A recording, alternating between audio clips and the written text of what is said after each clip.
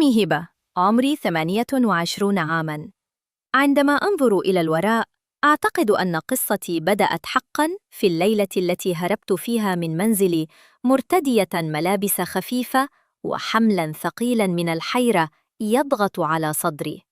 لم أكن أهرب من غريب، بل من زوجي، الرجل الذي كان من المفترض أن يحميني. تزوجت من أمير منذ ما يزيد قليلاً عن عام. كنا نعمل معاً، وما بدأ كدردشة ودية بجانب الخزائن تحول ببطء إلى شيء أعمق. كان جذاباً، حنوناً، واعتقدت أنني أخيراً أحصل على فرصتي لحياة مستقرة وسعيدة. كانت عائلتي سعيدة للغاية، قالوا إنني محظوظة لأنني وجدت رجلاً محترماً في سني.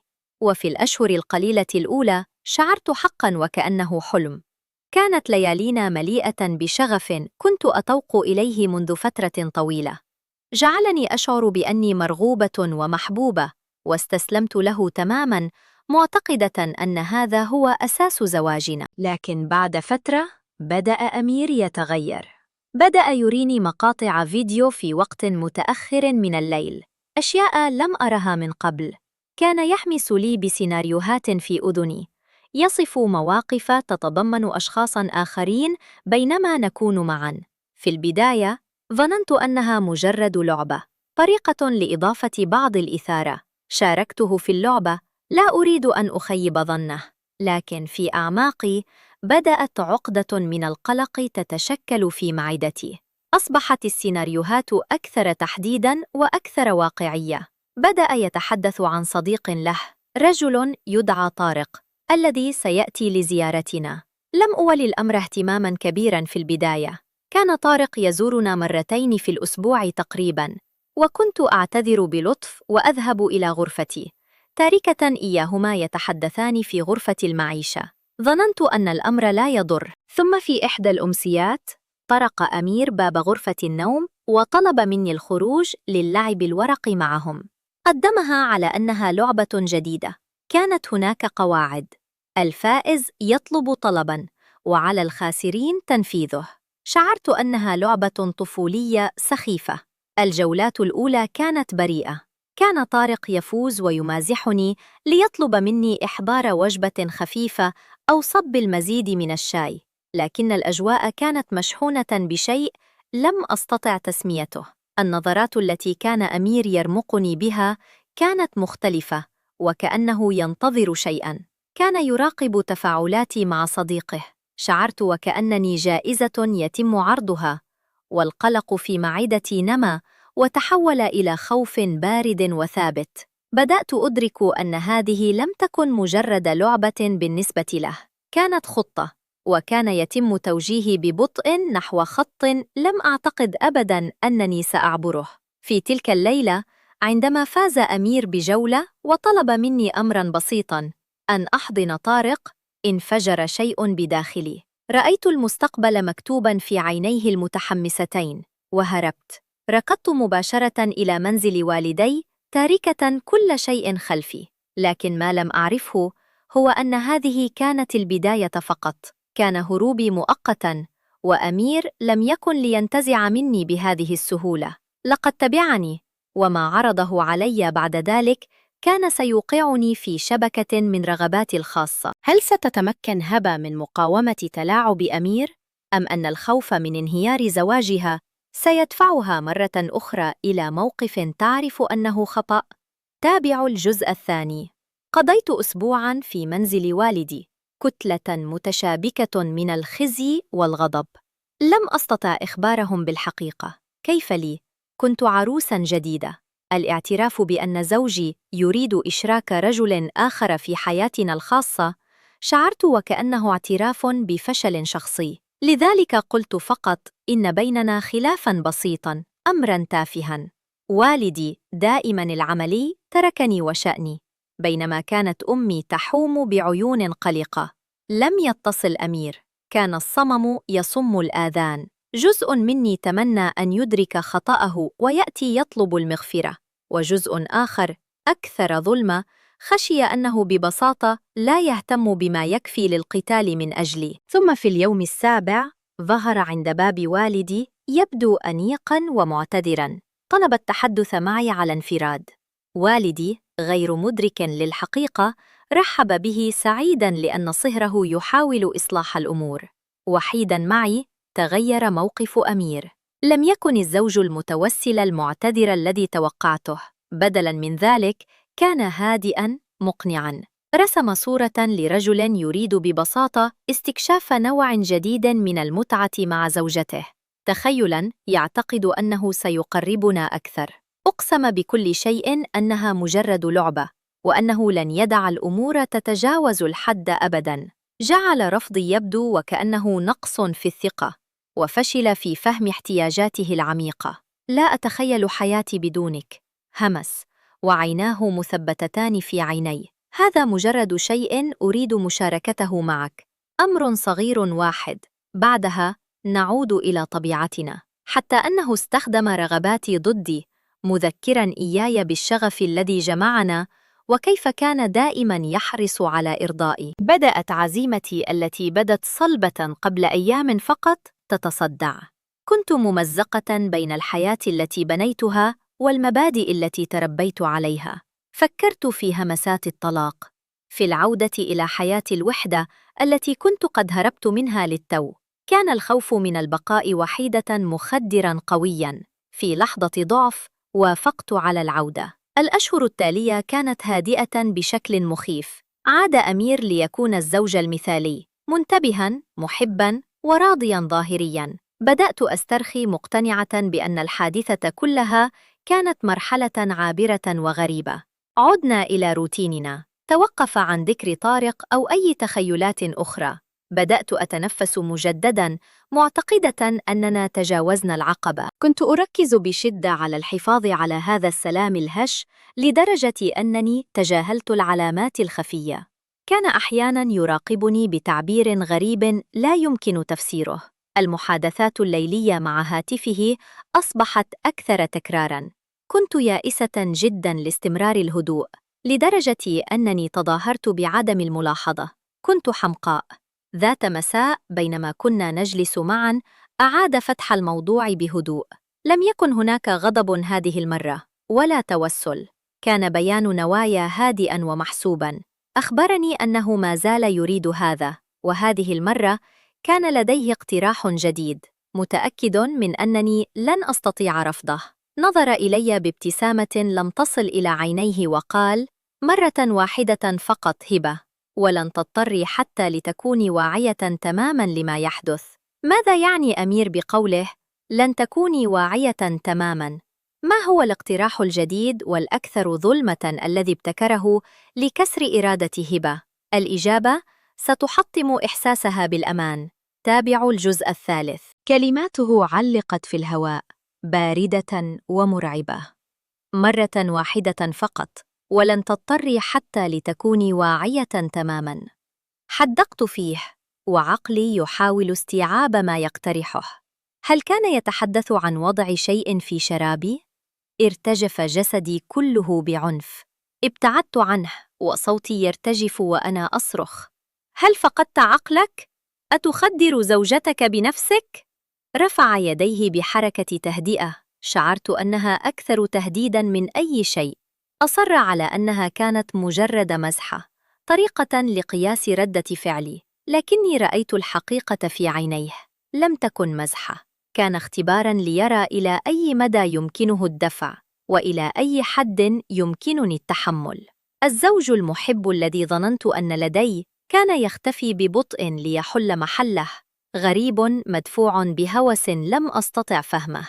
توقفت عن تناول أو شرب أي شيء يحضره لي بعد ذلك. كنت أنام على حافة السرير، جسدي متوتراً، أنتظر اللحظة التالية. السلام الذي كنا فيه اختفى، وحل محله صراع بارد وصامت. مرت أسابيع من هذا الجمود المتوتر. بدأ أمير وكأنه شعر بخوف المتزايد، وتراجع لفترة إلى قوقعة من الطبيعيات، لكن الجو في منزلنا كان مسموماً. ثم بدأ طارق يزورنا مرة أخرى. هذه المرة لم يخف أمير نواياه. استؤنفت ألعاب الورق، وكانت الرهانات واضحة، لم يعد هناك تظاهر بأنها مجرد متعة بريئة. شرح أمير القواعد مجدداً: طلب الفائز طاعة مطلقة من الخاسرين. نظر إلي عندما قال ذلك، ونظرته لم تترك مجالاً لسوء الفهم. كنت محاصرة. الرفض كان سيعني كشف الحقيقة القذرة كلها لعائلتي، أو بدء معركة لم أكن متأكدة من أن لدي القوة لخوضها. والداي كانا بالفعل يثنيان على أمير كونه زوجاً متصالحاً ومخلصاً.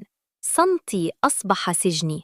شاركت في اللعبة مشاركة مخدرة في لعبة لا أريد لعبها. الجولات القليلة الأولى كانت خفيفة.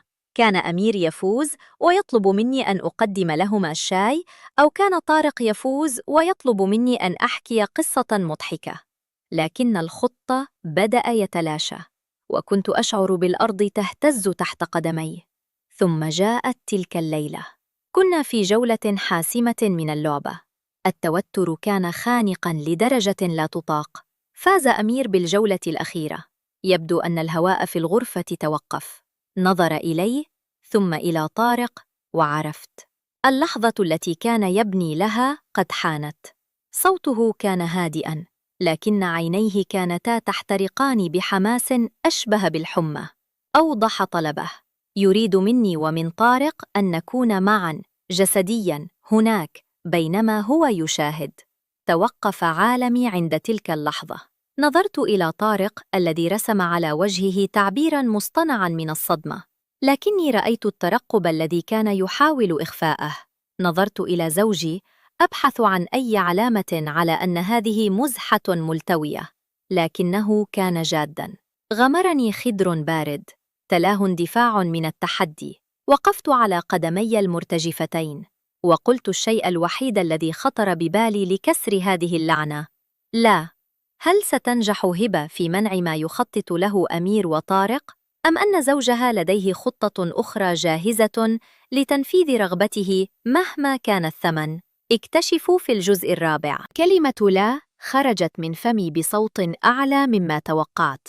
نظر إلي أمير، ولم تظهر على وجهه أي علامة غضب، بل على العكس، ابتسم ابتسامة هادئة مزعجة. لا، كرر كلمتي وكأنها نكتة. هبة، هذه هي قواعد اللعبة، أنت تعرفين القواعد. نظرت إلى طارق الذي كان يحدق في الأرض فجأة، واضعاً يديه في جيبه. شعرت بالغثيان. أدركت في تلك اللحظة أن أمير لم يكن يسألني، لقد كان يخبرني.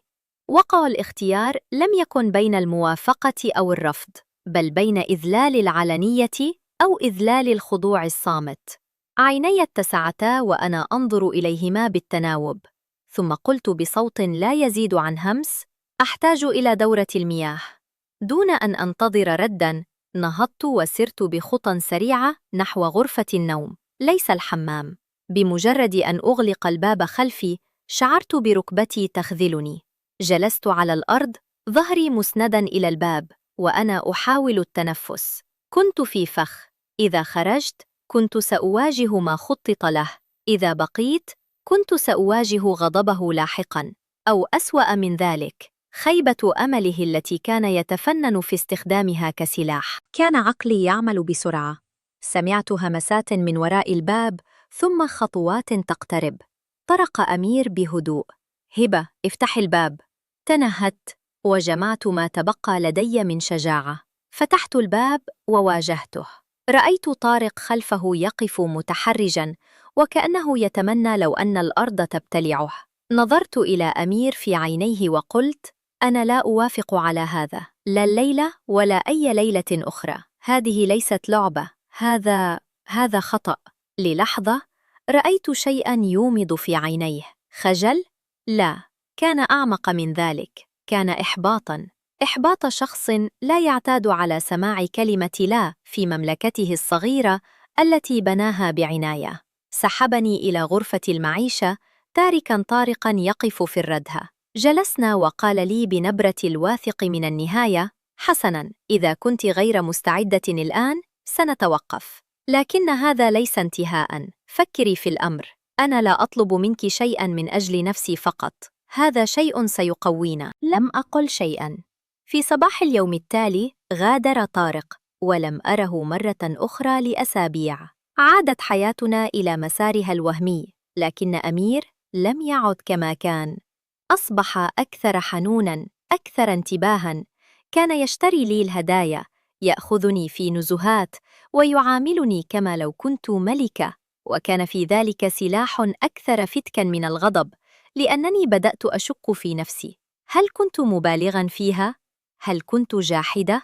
إنه يحبني، أليس كذلك؟ لقد تخلى عن الموضوع.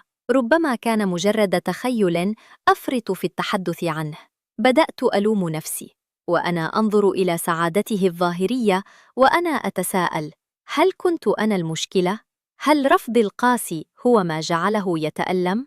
في لحظات ضعفي تلك بدأ الخيط يلتف حول عنقي مجدداً، لكن هذه المرة كنت أنا من أساعده في لفه.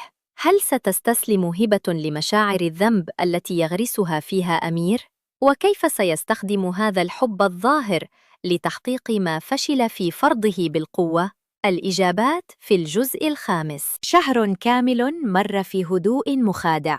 أمير كان مثال الزوج الصالح. كنت أستيقظ أحياناً في الليل وأجده مستيقظاً ينظر إلي. كان يقول: لا أستطيع النوم، أنا فقط أنظر إليك وأشعر بالسعادة. كلمات كانت تذيب جدار خوفي ببطء. بدأت أصدق أن المرحلة السوداء قد ولت، حتى أنني فكرت في أن طارق لم يعد يزورنا. ربما شعر بالخجل مما حدث. بدأت أثق في أمير مجدداً، وبدأت أتخلى عن حذري. في إحدى الليالي بعد عشاء رومانسي أعده لي بنفسه، جلسنا نتحدث.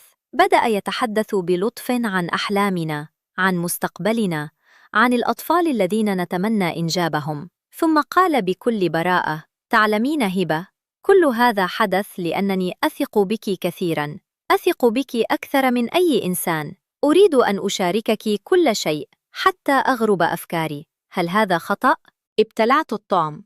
قلت له: لا، ليس خطأ، لكن... قاطعني: لكنك خفتِ، وأنا أفهم ذلك، لهذا تركت الموضوع. لكن فكرة أنني لا أستطيع مشاركة كل شيء معك، هذه هي التي تؤلمني. أشعر أن هناك جداراً بيننا. نظرت إليه وشعرت بالذنب يتسلل إلى قلبي. بدأت أعتذر وأقول إنني أحبه وإنني أثق به. عندها ابتسم ابتسامة مختلفة. أريد أن أثبت لك أن الأمر ليس كما تتصورين، أن الأمر برمته كان مجرد إثارة لا أكثر. سآتي بطلب الأخير، لكن هذه المرة ستختارين أنت بنفسك الحدود. سأثبت لك أنني أحترمك. جاء طارق بعد يومين. كانت الأجواء مختلفة. لم تكن هناك لعبة ورق. جلسنا نتحدث كأصدقاء، لكن التوتر كان في الهواء. ثم قال أمير: تذكرين الطلب الذي رفضته؟ سأغير القواعد. طلبي الوحيد الآن هو أن تسمحي لطارق بأن يقبل يدك، فقط يدك، أمامي، وبعدها ننهي الموضوع إلى الأبد. نظرت إلى طارق الذي بدا مرتاحاً لهذا الحل البسيط. نظرت إلى أمير الذي كان ينتظر. بدا الطلب تافهاً مقارنة بما طلبه سابقاً. قلت في نفسي: يد فقط، ثم ينتهي. سأثبت له أنني أثق به. تنهدت وقلت: حسناً. مددت يدي. طارق أخذها برقة ورفعها بشفتيه. كانت ثوان، لكن ما حدث بعدها لم أتوقعه. بمجرد أن لمس تد شوء، وأمسك أمير بيدي الأخرى وقال: أرأيت؟ لم يحدث شيء، لا يوجد ما تخافين منه. ثم أطلق يدي وقال لطارق: هذا يكفي لهذا اليوم. غادر طارق بعد قليل، وأنا شعرت بشيء غريب، ليس خوفاً. كان شعوراً بأنني تجاوزت حاجزاً ما، وأن أمير كان سعيداً جداً بهذا الانتصار الصغير. في الليلة التالية كان أمير أكثر حميمية معي من أي وقت مضى. كان يحمس في أذني: انظري كم أصبحنا أقوى، كم أصبحت أجرأ. لم أكن أعلم أن تلك القبلة على اليد كانت مجرد نقطة دخول إلى عالم جديد من التلاعب، وأن أمير كان يخطط للخطوة التالية حيث لا مجال للتراجع. ما هي الخطوة التالية في خطة أمير؟ وكيف ستجد هبة نفسها وقد تجاوزت الحدود التي كانت تعتقد أنها لن تصل إليها أبداً؟ القصة تقترب من نهايتها في الجزء السادس والأخير. بعد تلك الليلة تغير كل شيء. لم يعد أمير ينتظر، أصبح يتحدث عن الموضوع كأمر مفروغ منه. تذكرين كيف كنت خائفة من قبلة على اليد؟ والآن أصبحنا أقوى. كان يقول ذلك وأنا أبتسم مبتلعة كلماتي. بدأ يتحدث عن ترتيبات، عن موعد محدد. قال إن طارق سيزورنا في نهاية الأسبوع، وإننا سنمضي الليلة معاً، لكن هذه المرة سأكون أنا من تقود الأمور. وعدني بأنه سيكون مجرد ليلة، ثم نغلق هذا الملف إلى الأبد. قال إنه يريد فقط أن يجرب المشهد الذي طالما تخيله. خوفي لم يختفي، لكنه تداخل مع شعور آخر لم أكن أريد الاعتراف به: الفضول، والشعور بالذنب الذي غذاه أمير لأسابيع، والشعور بأنني مدينة له بالكثير لأنه صبر علي. جاءت الليلة الموعودة. كان طارق هناك. ارتديت ما طلبه مني أمير. بدأت الليلة بتوتر، لكن أمير كان حاضراً بجوارنا. ومع تقدم الليلة بدأت ألاحظ شيئاً لم أتوقعه. لم أعد أشعر بالاشمئزاز. بدأت أفقد السيطرة على مشاعري. أمير كان متفرجاً سعيداً، يشجع، يوجه. وفي لحظة ما توقفت عن التفكير في الصواب والخطأ. استسلمت للحظة. استسلمت للإحساس الذي كنت أبحث عنه طويلاً في زواجي، لكن بطريقة محرمة. بعد انتهاء الليلة استلقيت بجانب أمير الذي نام سعيداً، بينما ظل طارق في الغرفة المجاورة. استلقيت أتساءل: ماذا حدث لي؟ كيف وصلت إلى هنا؟ لم تكن ليلة واحدة. عاد طارق مرة، ثم مرتين، ثم ثلاثاً. أصبحت أنا من تنتظر قدومه. أصبحت أنا من تخطط مع أمير للقاء القادم. كنت أقول لنفسي: هذا ما يريده زوجي، هذا يجعله سعيداً، وهذا يجعلني سعيدة أيضاً. لكن في الأعماق كنت أعرف أنني فقدت شيئاً. فقدت البوصلة، فقدت قدرتي على قول لا. لم أعد أعرف إن كنت أفعل هذا حباً لأمير أم لإرضاء رغباتي التي أطلق سراحها دون قيود. استيقظت ذات صباح ووجدت أمير نائماً في غرفة المعيشة، بينما كنت أنا وطارق في غرفة النوم. نظرت إلى السقف وشعرت بالفراغ. تذكرت الفتاة التي كنت عليها قبل الزواج، تلك التي كانت تخاف من نظرة رجل غريب. وتساءلت: أين ذهبت؟ هل ضحت بنفسي من أجل بيت لم أعد أعرف إن كان لي؟ أم أنني استخدمت حب أمير كغطاء لأهوائي؟ الآن أنا هنا. لا أعرف كيف أنهي هذه القصة. أمير يعتقد أنني سعيدة. طارق يعتقد أن هذه علاقة، وأنا عالقة بين دور الزوجة المطيعة والمرأة التي أطلقت العنان لنفسها. كلما حاولت التوقف يذكرني أمير بأن هذه كانت فكرتي في النهاية، لأنني لم أعد أرفض. أحياناً أتساءل: هل كان أمير ذكياً إلى هذه الدرجة، لدرجة أنه جعلني أقع في الفخ الذي نصبته لي بيدي؟ أم أنني كنت دائماً أميل إلى هذا الطريق، وكان هو فقط من أظهره لي؟ لا أعرف ما هو الحل. هل أترك هذا كله وأبدأ من جديد مع شبح الفضائح يطاردني؟ أم أستمر في هذه العلاقة الملتوية التي تضمن لي بيتاً وزوجاً، لكنها تسلبني سلامي؟ أنا حائرة، وأحتاج إلى من يخبرني كيف أخرج من شرنقة وقعت فيها بيدي. إذا كنت قد وصلت إلى هنا، فأنا أتمنى حقاً أن تشاركوني رأيكم، لأنني بصراحة لم أعد أملك أي إجابة. هبة وصلت إلى مفترق طرق. هل ستجد القوة للانسحاب من هذا العالم الذي دفعها إليه زوجها، أم ستغرق أكثر في دوامة فقدت فيها السيطرة على حياتها؟ شاركونا رأيكم في التعليقات. النهاية.